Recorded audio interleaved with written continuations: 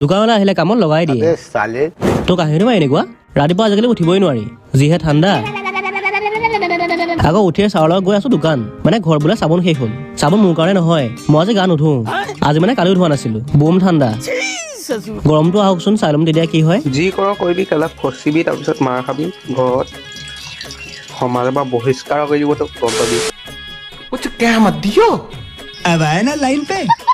আকৌ আজি মই দোকান যোৱা নাই ঘৰৰ পিছফালে অলপ বাঁহ কাটিবলৈ আছে তাকে অলপ কামত লাগি আছো মোৰ কাম হৈছে এইফালে বাঁহবোৰ কাটি আছে মই আশীবোৰ এনেকৈ কাটি কাটি ইয়াত থৈ দিব লাগে আৰে ঘৰৰ মানুহতে যেতিয়া কামত লাগি থাকে তেতিয়া পইচাটো অলপ বাচি যায় বাৰু যি কি নহওক বহুতখিনি আনিলো আৰু আছে কিন্তু এই অলপ পেট পূজা কৰি লওঁ আকৌ দোকান আহি পাইছো বৰ বেয়া সময় কাষ্টমাৰ আহি পাইছে মায়ে ক'লে অমলেট বনা মই উঠি দিওঁ আৰু তাৰ পাছত কি কামত লাগি গলো পৰৱত ডিম ভাঙি অমলেট বনাই কাষ্টমাৰ খুৱাই বই আজৰি আৰু দোকানৰ কাম শেষ কৰি আকৌ মোনা ভৰা ভাত পানী লৈ ঘৰ যাব লৈছো এটা চাগে ভাত খামকে আশা কৰি আছে क्या बात है भाई क्या जोক मारा भाई